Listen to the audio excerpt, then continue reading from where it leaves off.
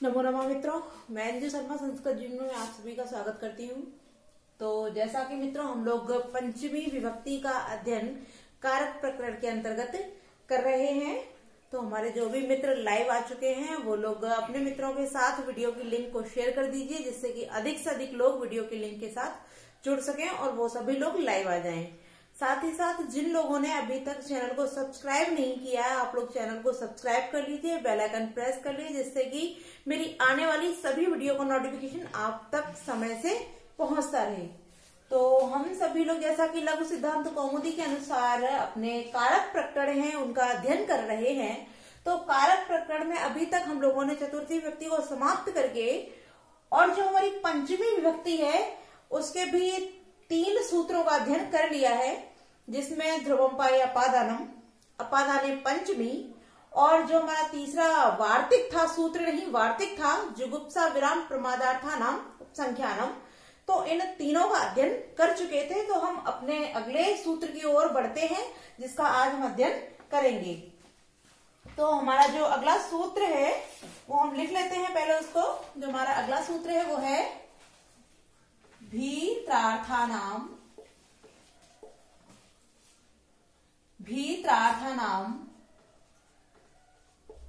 भय हेतु, भीत्रार्थानाम भय हेतु। ठीक है। अब हमने जाना कि ये जो हमारा सूत्र है, इस सूत्र के अंतर्गत हमारी 2 जो धातुएं हैं उनका वर्णन किया गया है। अब वो 2 धातुएं कौन कौन सी हैं हम लिख लेते हैं उनको, क्योंकि जब तक उसको क्लियर नहीं करेंगे तब तक जो हमारा सूत्र है वो भी क्लियर नहीं होगा। तो इस सूत्र में जो बताया गया जो धातु है हमारी, उनमें 2 धातुएं हैं। अब 2 कौन है? भी और दूसरी है त्र। भी और त्रय, ये हमारी इसमें 2 धातुएं हैं, भी और त्रय। इसको त्रय भी लिख सकते हैं, त्र भी लिख सकते हैं। तो भी और त्र हमारी 2 धातुएं हैं। अब इन धातुओं का अर्थ जो है वो क्या होता है? भी माने होता है डरना, भी माने होता है डरना, और त्रय या त्र माने होता है रक्षा करना। तो अब ये जो हमारा सूत्र है ये क्या कह रहा है कि भीत्रार्थानाम भय हेतु, तात्पर्य भी और त्र अर्थ वाली धातुओं में, मतलब ये भी माने होता है डरना और त्रय माने होता है रक्षा करना। इन धातुओं में साथ ही साथ इसी अर्थ वाली हमारी अन्य धातुओं में, जो अन्य धातुएं होती हैं भी और त्र से संबंधित, अर्थात संबंध रखने वाले जो अर्थ होते हैं, जैसे डरना या रक्षा करना, इन दोनों से संबंधित जो अन्य धातुएं होती हैं जो इनका ही अर्थ देती हैं, ऐसी धातुओं के साथ भय हेतु, जो भय का हेतु होता है, हेतु तात्पर्य जो भय का कारण होता है, उसमें क्या हो जाती है? उसकी अपादान संज्ञा हो जाती है। तो हम इसको क्लियर लिख लेते हैं कि भी और त्र अर्थ वाली धातुओं के, अर्थ वाली धातुओं के, अर्थ वाली धातुओं के योग में, किंतु किससे? भय हेतु।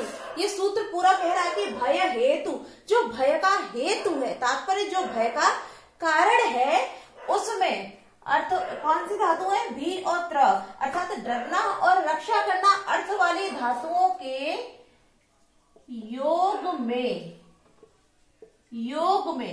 साथ ही साथ जो भय का हेतु है योग में, वैसे इसका अर्थ यही हो जाएगा क्लियर कि भय योग में अपादान संज्ञा होती है, अपादान संज्ञा होती है। कि जो हमारी भय वाली धातुएं होती हैं या रक्षा करने वाली जो धातुएं होती हैं, तात्पर्य जो उनके क्या नाम है, जो उनके समान अर्थ रखती हैं, उन धातुओं के योग में क्या होती है? जो भय का हेतु होती है, जो भय का कारण होती है, जो भय का कारण होती है, हेतु तात्पर्य कारण होती है, उसकी अपादान संज्ञा हो जाती है। तो हमने क्या जाना कि जो हमारे 2 धातुएं बता दी गई हैं, एक भी तात्पर्य डरना और त्रय माने रक्षा करना। अगर ये दोनों धातुएं आती हैं, साथ ही साथ जो इनकी समानार्थक धातुएं भी होती हैं, उनके योग में जो भय का हेतु है, जो भय का कारण है, उसकी अपादान संज्ञा हो जाती है। और अपादान संज्ञा करने के कारण ये जो हमारा सूत्र है, ये हमारा सूत्र संज्ञा सूत्र हो जाता है, संज्ञा सूत्र हो जाता है। तात्पर्य जो हमारा सूत्र है भीतरार्थानाम भय हेतु, ये हमारा संज्ञा सूत्र है। अब जो इसका उदाहरण है वो उदाहरण देखते हैं। जैसे कि जो हमारा उदाहरण है चौराद, चौराद बिभेति, चौराद बिभेति। अब हम यहाँ देखते हैं कि यहाँ भी डरना वाली जो धातु हमारी भी धातु है उसका प्रयोग यहाँ कर लिया गया है।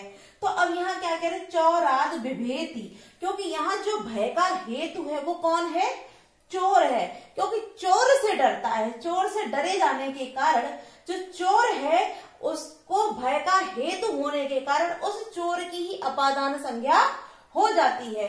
और इसकी अपादान संज्ञा हो जाने के कारण इस चौर में ही अपादान पंचमी से पंचमी विभक्ति हो जाएगी। तो हमारा जो सूत्र है उसके अनुसार हमने देखा कि भी धातु का प्रयोग हुआ, क्योंकि बिभेति आया, बिभेति, तो भी धातु का यहाँ प्रयोग होने के कारण, क्योंकि चोर से, अब यहाँ आगे भी बोला भय हेतु, जो भय का हेतु होगा, जो भय का कारण होगा, तो यहाँ भय का हेतु कौन हो गया, चोर। चोर भय का हेतु होने के कारण, तात्पर्य जिससे रक्षा की जाती है, जो भय का कारण होता है, जिससे रक्षा की जाती है उसमें, और जिससे भय होता है, उन दोनों में ही क्या हो जाती है, उन दोनों की ही अपादान संज्ञा हो जाती है।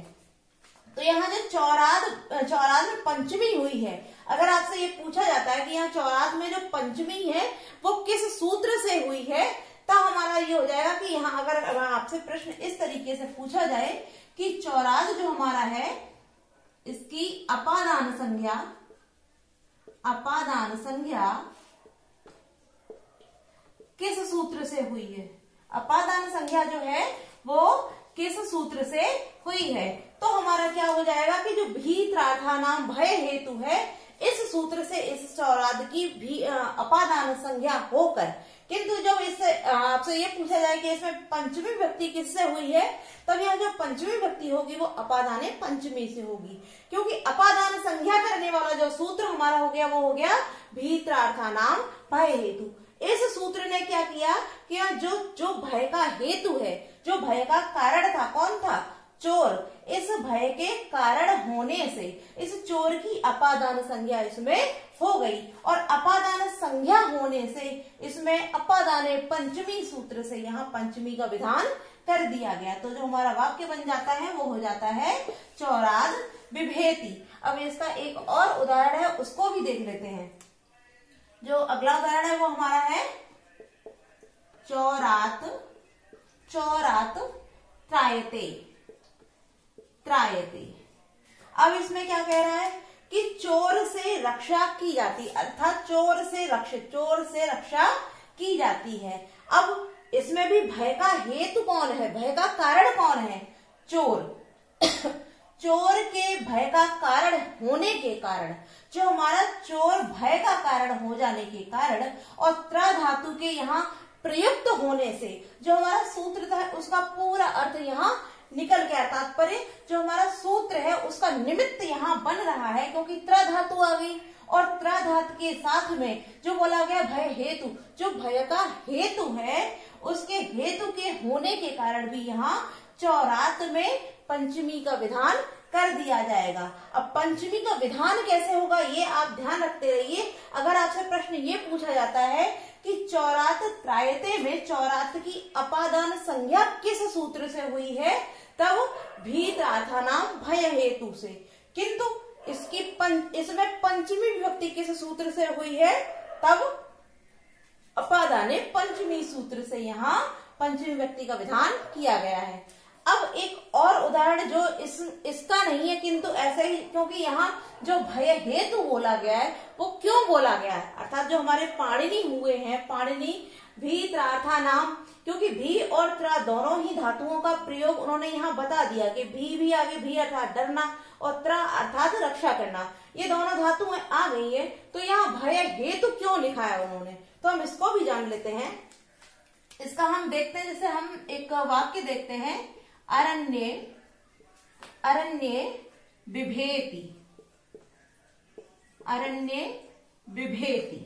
जब हमने लिखा कि अरण्ये बिभेति, यहां भी धातु आ गई। आपने देखा कि यहाँ भी हमारी भी धातु दी गई, जो यहाँ है वही यहाँ, क्योंकि भी माने डरना ही होता है।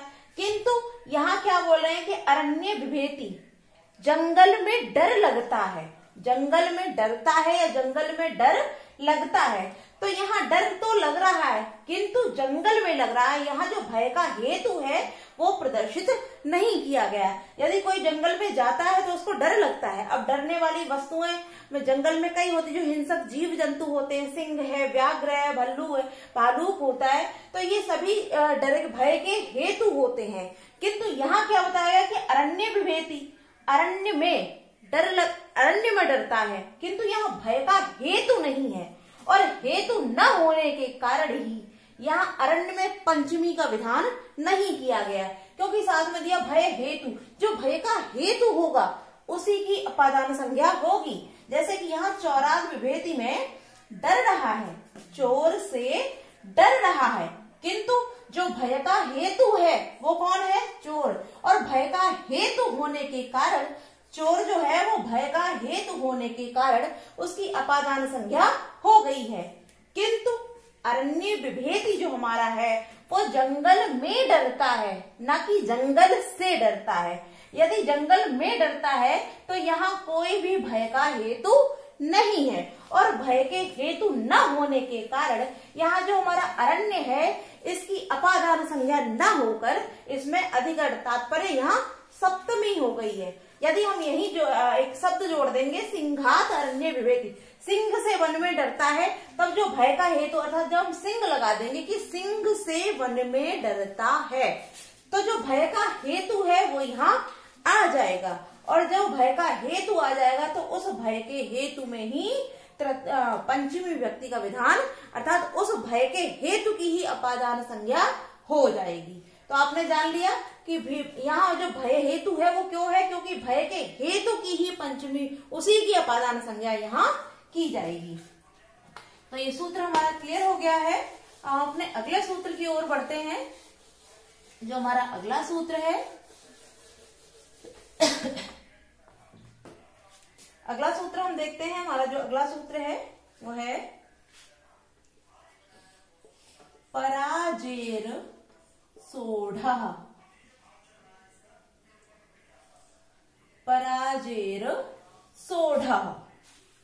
अब यहाँ इस सूत्र में क्या कहा जा रहा है, यहाँ दो धातु हमारी एक ही दी गई है, किंतु यहाँ जैसे लिखा हुआ है परा, जो हमारा परा है ये क्या है, ये हमारा उपसर्ग है, परा उपसर्ग।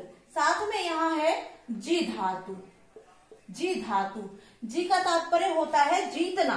किंतु यहाँ जब परा उपसर्ग लगाते हैं तो परा उपसर्ग लगाने से इस जी का जो अर्थ है, जो तात्पर्य है, वो जीतना न होकर यहाँ हारना हो जाएगा।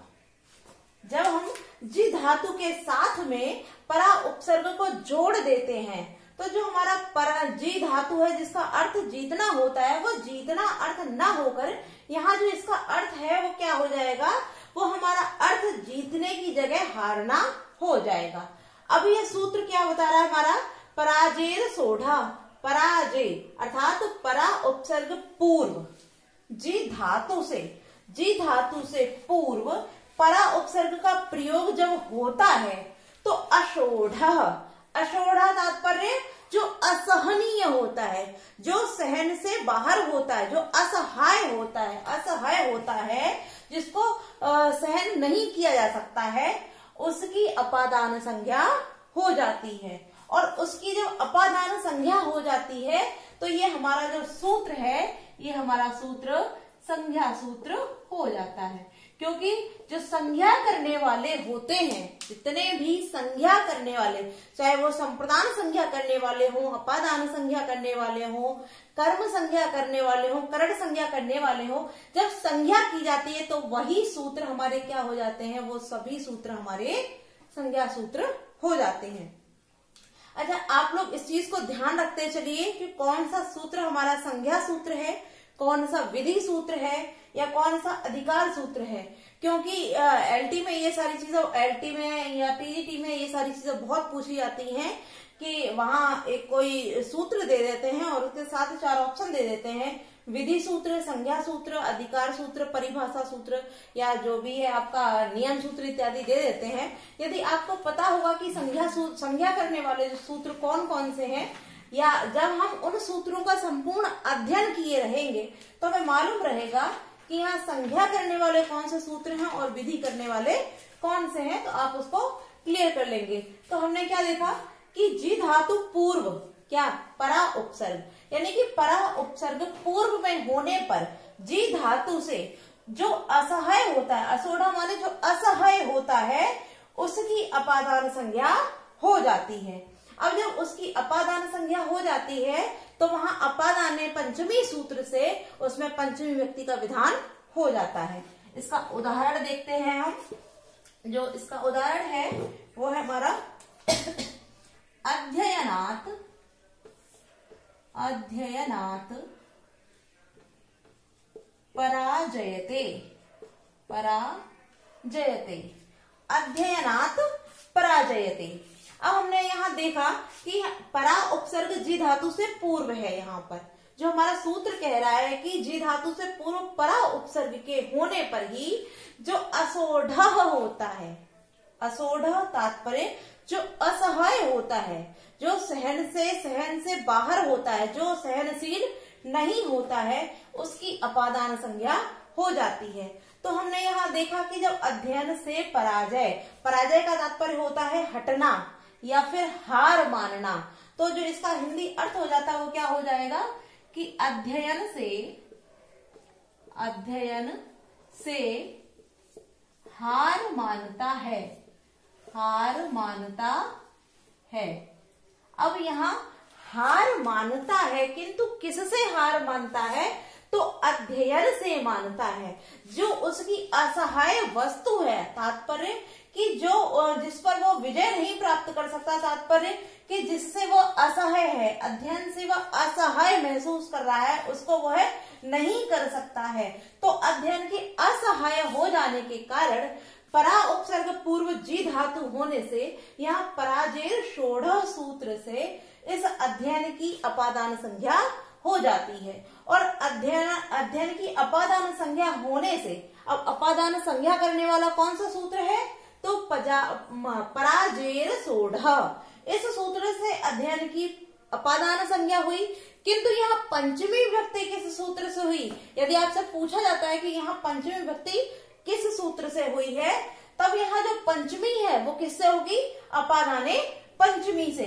तो अध्ययन असहाय होने के कारण, क्योंकि यहाँ लिखा हुआ है असोढ़, असोढ़ होने पर ही यहाँ अपादान संज्ञा की जाएगी। इसका एक और उदाहरण हम देखते हैं। जैसे अगर आपसे कहा जाता है शत्रून, शत्रून पराजयते, पराजयते, तब हम देखते हैं कि यहाँ जो शत्रु है, शत्रुन पराजयते, तात्पर्य यहाँ जो शत्रु है इसकी यहाँ अपादान संज्ञा नहीं हुई है। क्यों नहीं हुई है, क्योंकि यहाँ बोल रहे हैं, यहाँ भी जब आप देखते हैं कि यहाँ भी पराजयते है और यहाँ भी पराजयते है, यहाँ जो परा उपसर्ग पूर्व जी धातु से है, जी धातु से पूर्व परा उपसर्ग है, वो यहाँ भी है, जी धातु से पूर्व परा उपसर्ग का प्रयोग किया गया है। किंतु यहाँ क्या कह रहा है, यहाँ जिससे वो असहाय है, असहाय तात्पर्य जिससे वो असहनीय है, जिसको वो हरा नहीं सकता, ऐसा कौन है यहाँ पे, यहाँ तो अध्ययन है जिससे वो पराजित होता है। किंतु यहाँ क्या कह रहा है, यहाँ वो शत्रु है, शत्रुओं को उसने पराजित किया है, तात्पर्य यहाँ वो शत्रुओं से पराजित स्वयं नहीं होता है, बल्कि शत्रुओं को स्वयं पराजित करता है। तो यहाँ जो असहाय वस्तु है, उस असहाय वस्तु के न होने के कारण यहाँ क्योंकि यहाँ असोढ़ा लिखा हुआ है, असोढ़ जो नहीं है, यहाँ कोई असहाय है ही नहीं, और जब यहाँ असहाय नहीं है इस कारण यहाँ इस सूत्र का कोई भी तात्पर्य नहीं होता है। इस कारण यहाँ इसकी अपादान संज्ञा न होकर कर्मणि द्वितीया से यहाँ द्वितीय विभक्ति का विधान किया गया है। ठीक है, तो ये हमारा क्लियर हो गया है। अपना अगला सूत्र देखते हैं। जो हमारा अगला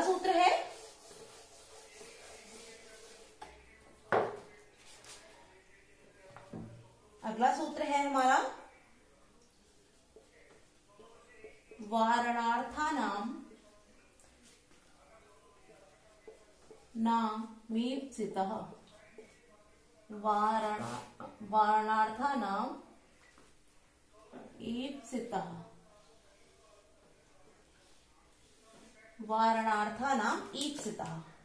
अब यहाँ एक शब्द आया है हमारा वारण। वारण का तात्पर्य होता है रोकना या हटाना। वारण जो हमारा शब्द दिया है वारण, इसका तात्पर्य हो जाता है रोकना या हटाना। हटाना। अब यहाँ क्या कह रहे हैं कि रोकना अर्थ वाली धातुओं, क्योंकि वारणार्था नाम वारण अर्थ वाली धातुओं के योग में जो ईप्सित होता है, ईप्सित होता है, या ईप्सित क्यों दिया है कि जो ईप्सित होता है इस ईप्सित की ही अपादान संज्ञा हो जाती है। तात्पर्य यहाँ वारण है, जो वारण धातु दी गई है, वारण का तात्पर्य हो गया हमारा रोकना या हटाना। तो रोकना और हटाना अर्थ वाली जो धातुएं होती हैं, अर्थानाम अर्थात वारण अर्थ वाली जो धातुएं होती हैं, उन धातुओं में जो ईप्सित होता है, ईप्सित तात्पर्य जिसको जिससे हटा, क्योंकि जब कोई ईप्सित वस्तु होगी आप उसी से किसी दूसरे को अलग करेंगे, तो यहाँ जो ईप्सित होता है उसकी ही अपादान संज्ञा हो जाती है। इसका जो उदाहरण है वो देखते हैं हम, जैसे यवेभ्यो गाम वारयति। यवेभ्यो गाम वारयति। अब यहाँ जो यवेभ्यो लिखा हुआ है हमारा यवेभ्यो, अब क्योंकि ये क्या कह रहा है कि जो यव तात्पर्य जो जौ है, जौ से गाय को वारयति वारयति तात्पर्य हटा दो, कि जौ से गाय को हटा दो। अब यहाँ जो ईप्सित लिखा हुआ है इसका तात्पर्य हम यहाँ देखते हैं कि जो ईप्सित है वो क्या है, गाय नहीं है। गाय होती तो हम गाय को नहीं हटाते। तात्पर्य गायों जो जौ है उसमें गाय जो लगी हुई है, जो जौ को खा रही है, उन जौ को ईप्सित होने, वह जौ हमारे ईप्सित हैं, और ईप्सित होने के कारण, किसके, जौ के ईप्सित होने के कारण वहां से गाय को हटाया जा रहा है। तो इसी कारण यहाँ जो यवेभ्यो हो गया इसकी अपादान संज्ञा हो गई है। अब हम इस उदाहरण को यहीं तक रखते हैं और अगली कक्षा में इसी